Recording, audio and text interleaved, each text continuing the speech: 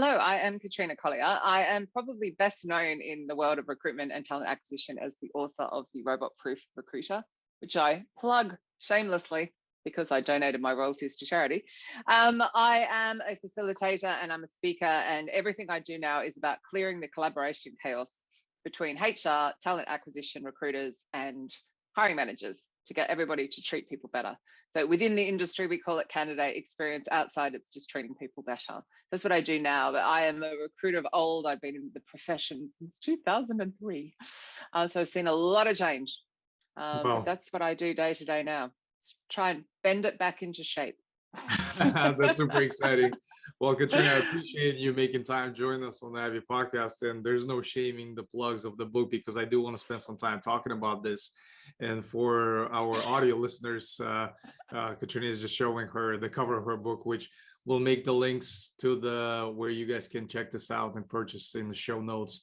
Thank Katrina, you. Before we dive in and talk more Sure. about work that you do right now, give us a thumbnail version of your career prior to that. Like to date, I've been alive a long time. I'm not sure you want me to do that. Shall we stay with the recruitment industry? Yeah. So I'm actually Australian, but when I moved to London in 2003, I saw a very small little advertisement for a recruiting consultant, and I was like, oh, I can do that. And I fell into the industry. I have met 2 people in the last 19 years that have chosen the profession. So I was, of course, with the rest, fell in. I was agency 5 years. I was in-house for about 1.5 years. You won't really find on my profile, it's hidden away. And then I came out in 2011, 12 and thought, yeah, I'm going to teach this social recruiting malarkey. So I was thinking of, companies can find people online. Why don't I help them do that? So I did that for a really long period of time until Kogan Page actually approached me. That's the publisher of my book, and asked me if I would like to write a book, which kind of blew my mind. So out came the Robot Proof Recruiter. And then after that, I was like, okay, what do I want to do now? I want to do something different. And that's when I started doing this facilitation. So I've stolen it from the world of design thinking, and it's all clearing obstacles. And I also run a mastermind program with recruiters as well.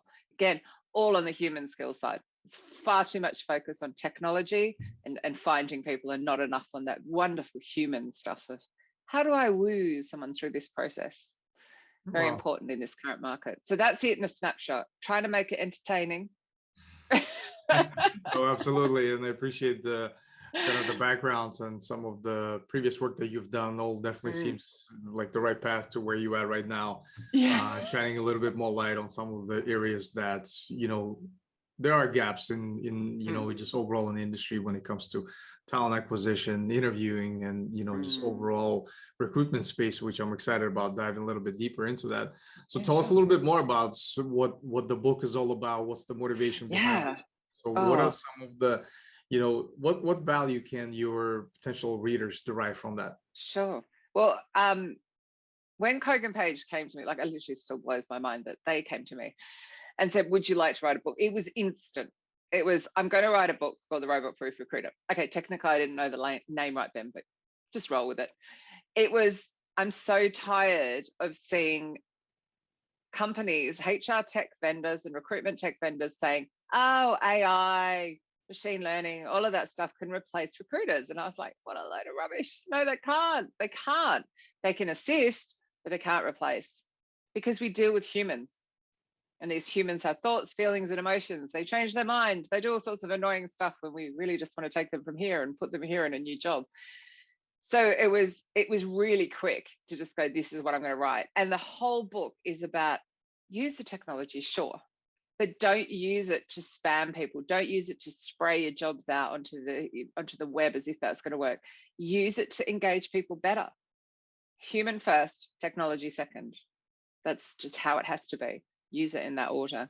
So that's what it's all about. And I have to say, now that the pandemic's hit and we're in this really weird market I've just never seen such a candidate-driven market, I think this book is even more valuable, because recruiters really need to up the human skills, because those who are willing to change jobs have got 3, 4, and 5 job offers on the go at the same time. It's insane. You think there'd be a shortage of people, but there's not. So but I am actually writing a second edition as well, which will be out in August, which I'm super excited about. So it'll have a little bit of pandemic tilt to it. Well, definitely that's super exciting. Can't wait for the second edition. So when we talk about interviewing, and it's a space Mhm, that's extremely complicated, because from my personal experience, being on both sides, on mhm. the hiring manager side, the candidate, myself, and also now being part of the staffing organization, I've seen different Yep. elements, and a lot of that is based on that past personal experience, and Mhm. too much emphasis on what are the weaknesses I can tolerate in that Yeah. particular candidate versus what is the strength that's missing on my team. I keep repeating myself over and over from that standpoint Yeah. because it's real. What are some of Mm, the recommendations, or maybe some of the areas that you may touch upon in the book, even mm. when it comes to practical strategies to improve the space of interviewing, and Yeah. just set the expectations for both sides in terms of making that more of a conversation? What are some of the things that you Mm. can share from that perspective? Do you know what? Very little. And I know that sounds ridiculous, but Yeah. actually, I avoided going into interview strategies because I'm not an expert at it. Yeah. In fact, I was probably a dreadful interviewer because I would always go with my gut instinct. So we're the worst, aren't we? I took far more about the technology that's available to use to make you a better interviewer. And I don't mean here, stick you in front of a video and do a video interview. I mean tools like, which will be going in, that's currently not in there because it's a new tool. Something like Humanly, which will actually record the interview so that you can find out, was the conversation balanced? Did the candidate get to speak and the interviewer got to speak evenly? Was it masculine and feminine? Was it balanced? And those sorts of things. I mean, as far as the strategies go, all I will say, and this is something I focus on all the time, hiring managers, this is not your market. People can go to the internet and they can search for jobs. They can see your reputation. They do not have to work for you. So if you are one of the hiring managers that's out there, and sadly, I even just this week heard that there are still some like this who think that candidates need to beg for a job with you or be grateful to work for you, they do not need to do that. There are many, many jobs out there at the current time. So you need to be selling yourself, selling the company, selling the team, selling the potential. Chapter 5 is all about the intake strategy session, and it's all about, so what's this person going to come in and do? What's the problem they're going to fix? What's their career progression? What's next? You need to be sharing all of that. Stop grilling the person and focus on, would you like to be part of this? Would you like to help us fix this? What do you have in your kit bag that would help us do this? It's a really different sort of change, but I'm definitely not an interview expert. Yeah, yeah, I yeah, do have a no, podcast. I do get to chat to people a lot, but yeah, no, of course, and it's a complicated space, and it it's is. it really there's so many variables to this, and Yeah, it's just fascinating in terms of kind of some of the hiring managers that are a little bit more successful than the others. Some of yeah, the areas that they really structure this as more of a conversation versus just yeah, focusing on some elements on the yeah. resume, or Well, maybe asking questions with the purpose to trip somebody up versus yeah, to really uncover the yeah. strength they But have. totally, I think you even need to go back further. I think you're too far into the process. I think the intake strategy session, so that you call me and you've got a role. It's like whether I'm an internal recruiter, an agency recruiter, the time I spend with that hiring manager is the most important time. That upfront, there aren't enough questions asked, there aren't enough like service level agreements set. Like, I'm going to work like this. How do you like to work? How are we going to work together? What's the time frame? If I send you resumes on this date, when are you going to get back? If you interview, you are going to give me feedback. Don't get me started on no feedback policies. It's like agreeing, how are we going to run this process together as a partnership, recruiter, hiring manager, so that this works? And Yep. there's not enough of that. There needs to be more. And for everyone who's listening from a company who hires, whether you work with an agency or internal, create a partnership. That person is going to save you so much time. Right. I actually, little plug of my own very baby podcast, the Hiring Partner Perspective. I actually interview hiring managers about this. Why do you partner? And they're all like, oh my gosh, better applicants, time saved, my team is thriving, better productivity, and on it goes. Because the people are the most important part. So stop Right. treating your recruiters like an admin function, Yeah, absolutely. partner with them. So, and particularly internal recruiters really do need to sit up and demand that partnership, but I do need the hiring managers to just drop down a peg and stop being so arrogant. Sorry, that sounds awful if you're one of the lovely ones, but there's an arrogance almost, Yeah. that you're there to serve me. No, in this, you're not. In this, you're an expert in whatever you're doing, Mr. Ms. hiring manager, and the recruiter is an expert at recruiting. And believe me, it is a skill. Not everybody can do it. So. Absolutely. And it's a skill that needs to evolve. It's a skill that needs to continuously develop, because it's just like a muscle, because things change. There's a lot of variables to this. So that's very interesting. We could probably spend the rest of the podcast talking about this. But moving a little bit further onto the area of talent retention is also, has been, especially in the past couple of years with the pandemic, we all hear in the news all of the things around the great shifts, the great resignations, and things like that. Share your perspectives on some of the organizations that really do a better job of retaining top talent versus some of the other. Maybe, is there anything that you mentioned in the book that talks about kind of some of the practical recommendations when it comes to really building an environment where talent can succeed, talent can thrive, at the same time be productive? The things I talk about in there, oh gosh, in this current climate, are they still valid? Oh, I imagine so. But I'm going to ad lib, because I just think the world has changed a lot. And the companies that I see that are struggling to retain now and actually to hire, because actually they're hand in hand, are those who still haven't set their hybrid working policy. Please don't go one or the other. You're just going to lose your team. So all remote or all in the office isn't working for like 90% of people. So ask your people what they want and set your policy. And I know that sounds strange to have gone to that, but it's what's stopping people staying and what's stopping people from starting is if you haven't set that policy. There are still companies out there that haven't.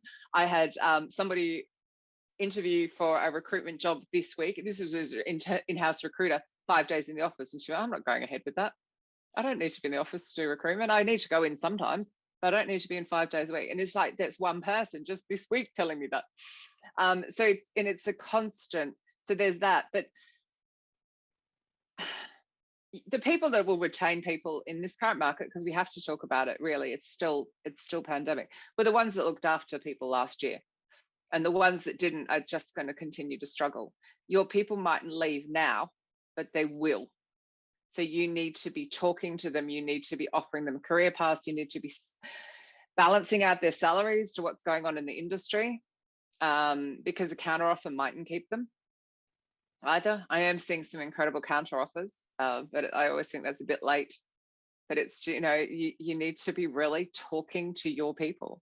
And the companies that I see that have done it so well, they have career maps. They have, and I definitely had that in the book, how to put a career map in place so that when you start what you need to do to get to the next step. But it needs to be more than that. There needs to be that freedom to be able to move as well. Sorry. Yeah, no, sorry to interrupt, because that's so important. I strongly believe in that. If there is a map, if there is a picture at the end of the day where your counterpart or your employee has that clear vision in terms of where they want to go, and that aligns with where an organization needs them to be, I think that's one of the key ingredients, because I've been there myself. And when I evaluate why I've left certain organizations, is of course, number one is usually the bad manager or whatever. The manager. Also then clarity, lack of clarity around how do I fit into the picture? How does that going to help me grow? I think those are very important elements from that perspective. And there's also, so the Work Drive, who sponsor my podcast, they have an amazing tool that will help you to identify people across your organization. So perhaps you'll keep somebody by moving them. Someone over here, Joe over here, has expressed an interest in doing this. Well, how about I pull them into my team? But going back to those managers, that means you have to have managers who understand that it's okay to lose a team member to another part of the business. They can't hold on to their team because they'll full on lose them anyway. Yeah. But I also think the other thing that people are looking for, that's from that retention, recruitment, it's really, to me, they're much the same, is that vulnerability. The companies that have done so well in this is where the leaders have come on and gone, you know what, I'm working from home, I'm with the kids, I'm not coping, and just been really vulnerable and really honest they're the ones that have got their team behind them, because they've felt like as a company, they've all pulled together, that it's okay for them to feel a bit vulnerable as well and say, hey, we're not coping. Because the world of work has changed, I believe, for good. I don't see it going back to Monday to Friday in the office, people commuting and putting up with that. I just think it's changed and people have different expectations now. We had a wonderful reality check. It was like someone pulled the handbrake on the train. We were all going that way and it went, oh, we're going over here now. And on just that went, that note, you've mentioned kind of the world of work actually, changing, shifting in. I've seen a great rise in terms of the contingent worker, freelancer. Totally. Talk a little bit more from that perspective. Where do you see the markets going, and how can companies really adapt to that? How can really, make sure that they build a model that's scalable, up or down, leveraging, worker type as such? Yeah. I mean, I think a lot of it's through education, but I will say I did a Disrupt HR talk. It must be like 5 years ago, where I had a little rant about the fact that companies haven't realized that they're losing Gen X. So we are the future leaders. The boomers are retiring. Many have retired due to the pandemic because they're going, I can't be bothered going back, and they're not going back. But this Gen X that fits between the boomers and the millennials have been overlooked a lot. And they're your future leaders. And they've gone, well, I came up pre-technology, so I'm very good at communicating, but I've been able to adapt to technology and I have all these amazing skills and I'm financially in a better position. So they've left the workforce. And you've been left with people who perhaps aren't so dynamic, aren't so in love with the company, who've been very neglected often, not always, but often, who are now your future leaders. And so there's always been this shift to people going freelance, to adapting technology, to really, but all the focus tends to be on, millennials, Gen Z, they're so entrepreneurial, rah, rah, and I'm sitting in the middle going, hi, hello, been running my own business for 12 years, what are you talking about? Like, I was working remote when you could barely do it. It's quite hard 12 years ago. Now it's so easy. Look at us jumping on a Zoom call for a podcast. There's that, like, it's been going on for a while, but going forward, I think it will continue. I think people want to be able to have almost that portfolio career, have different things that they're doing, be able to like work in that team and over here and really contribute to the company. Technology has enabled it. But I think it's that case of you've got to talk to your people and get under their skin and really, I used to have a once a year appraisal if I was lucky. It needs to be really, really regular touch points on what are your aspirations? How would you help the company grow? What do you want to do? And again, just get back to we're people. Absolutely. You nailed it on the head as far as, the frequency of the interaction as well. And the 1 year appraisal, and especially when they ask you to do this like 360 evaluation, that you also have to do evaluation on your manager. That was so idiotic. I used to drive me insane when we went through that exercise. It's so dreadful. Well, I used to get I'd get criticized. I'd get, Katrina, you're very blunt. I'm Australian. We're very blunt. And I'd be like, so I'd end up in tears because I didn't understand. And there would be no examples given. It would just be, and I'm like, what am I going to do with that? And then 12 months later, I'd be told the same thing. Because no one was ever sitting down, that the way you phrased that just then was a bit. Exactly. The other area that I find very, very challenging, especially with, with the past couple of years, I understand some organizations that do a better job in creating an environment that will let new employees succeed when they onboard them virtually, which is great. A lot of companies actually have a lot of things that they can do to prepare for that first day, even way in advance. But when we look at it from the other side of the spectrum, from the candidate experience, for them to be able to come into organization completely virtually. And the challenge that I continuously hear is ability to network, ability to build those meaningful connections, because you're such a virtual world and everything is so segregated into these little groups. What are your thoughts on that? What are some of the areas that you've seen that allows the candidates to thrive actually from the very beginning? Well, for a start, if you put an offer out to somebody, you need to start that pre-boarding immediately. Okay, do not neglect them for however. I know you've only got 2 weeks notice in the US, but we've got 4 weeks to 3 months. I think, gosh, it can be 6 months in Europe. So you've got to start the pre-boarding. You've got to start pulling them in so they feel like they're part of the company. And obviously that's the usual, put them on the Slack channel, put them in the WhatsApp group, whatever it is. But the best thing I've seen is having an onboarding buddy, having a person that they can go to constantly to talk to say, I'm having this issue, I don't know who to talk to. And someone that's, quite been there a while, really understands the people, quite well networked within the company, and perhaps is pre-pandemic if possible. One thing I did think of, which is kind of going out of my head again. Oh no, that was the other thing I was going to say though.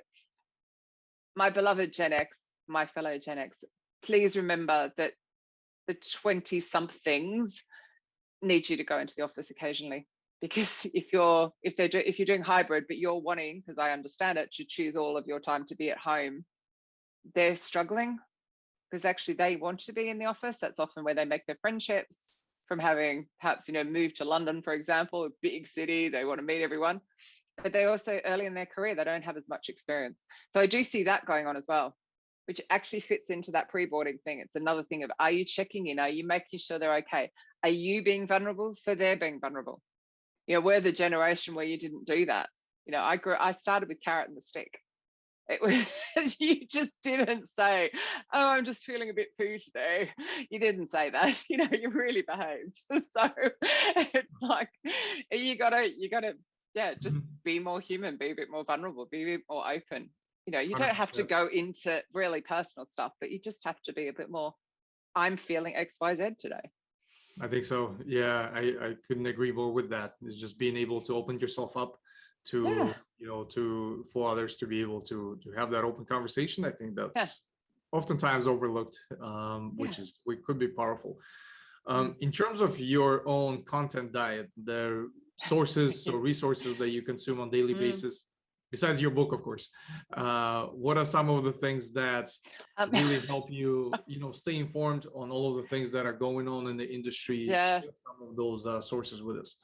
I have a incredible trusted network of people, to be honest. So I was on Twitter way back. So, I've got quite a large Twitter, like people that I follow and following. However, there are select people that I know that I'll get really interesting information from, and then real world examples. For recruiters per se, there are lots of Facebook groups that are really good, particularly if you want to get into the sourcing. There are like Recruiters Online and SourceCon, and I can't. That's interesting. I would have never thought of Facebook as one of the channels.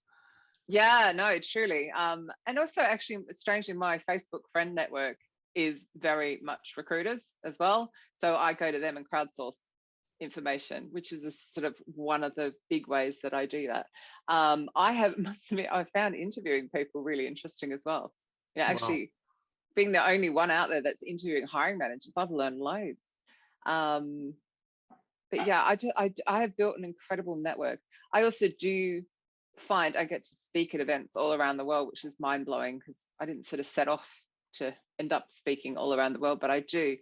But by attending events, I have learned so much as well. So my recommendation to anybody in recruitment and talent acquisition is leave your bubble, go and talk to the business for starters, but also go to events, go and find groups, get out of the day-to-day and go and find something really interesting to learn and to attend and to grow, because there's just so much, like you said, has changed. I mean, the world of recruitment in the 19 years I've been doing it has changed, irreversibly changed due to the internet. So you need to stay ahead of it. Absolutely. And it's such a contact sport at the end of the day that, even if you don't have the luxury to be able to meet in real life, there's so many avenues to explore that you've just talked about to be able to build those relationships online. So that's very interesting. Thank you for sharing. And there are lots of virtual events as well. There's lots of webinars. There's lots of, and it can get overwhelming, but absolutely. There are. And like you said, going outside of your bubble, I think it's just looking at building your own network and looking at areas where you perhaps lacking. I think that's very important. Yeah, be really curious about it as well. I think you've got to be curious as a recruiter. Our job is to interview, right, and ask questions. So be curious about yourself. Like, what could I develop? What interests me? What makes me light up, and that I'd love to do. Right. Absolutely. What is maybe one career advice or series of advice that you had received early on in your career that you continuously, even today, refer back to and perhaps share with others? Maybe share some thoughts around there. I wouldn't say it was early in my career, which is a bit of a shame. It's actually been since I ran my business. I went through a lot of childhood trauma, and I have, because I run my own business, done a lot of work to heal that. But one of the greatest gifts that I got from doing that, and so one of the people I work with, Laura Borland, always used to say to me, follow the energy. And it doesn't matter what you do. If you're talking to me and you contact me and you go, oh, Katrina, will you do this? If I slouch, the answer is no.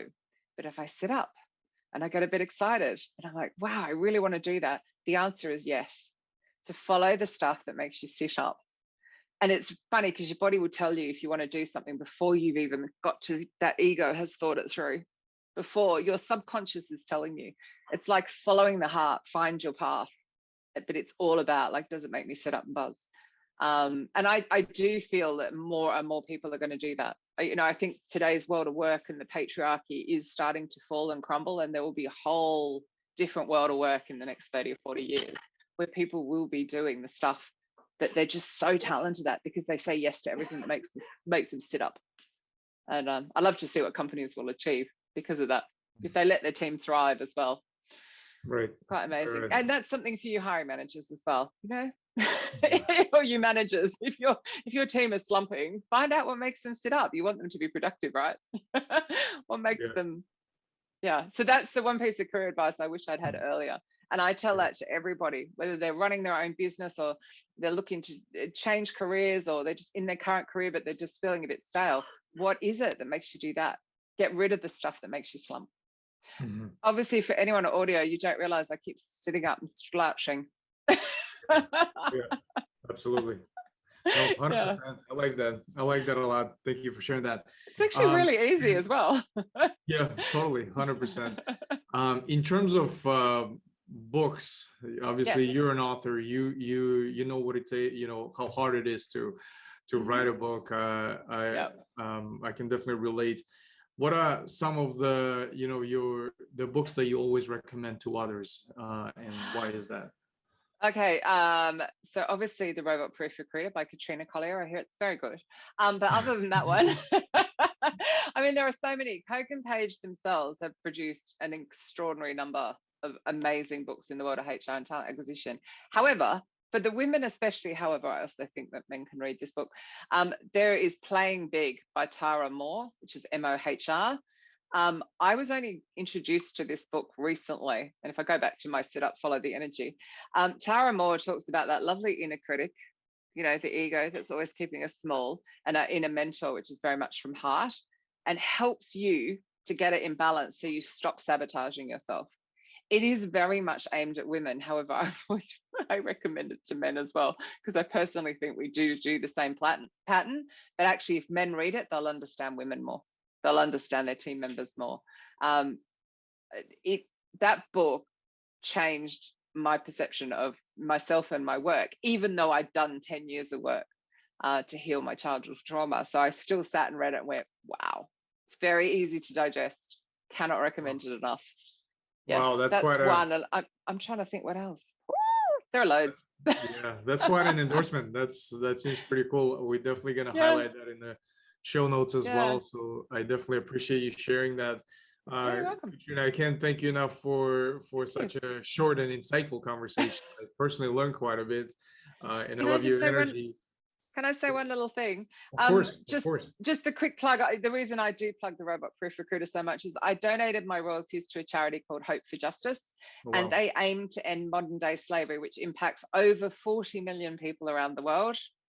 So if you do purchase it, that's where your royalties will go. The funds are life-changing. So, and I've been out to Africa and worked with the staff and carers of this charity. It's a global charity, and what they do is quite incredible. So thank you if you do purchase it. Wow, that's super powerful. Thank you definitely for sharing that. We'll definitely highlight that in the show notes as well. Thank you. Anything that we can do to help, shine a little bit more light on the book and its mission. I think that's super cool. We need more of that. Yeah. And what I love doing with all the podcast guests is do a follow-up recording in about a year, where we actually revisit the conversation from a year ago. Oh, wow. If everything that we've talked about still makes sense, still applies. So I'm definitely looking forward to doing that with you as well. That'll be amazing. I just pulled a face because I realized some of this is audio. Right, right, absolutely. Katrina, thank you so much for your time today. I Thank really you. appreciate it.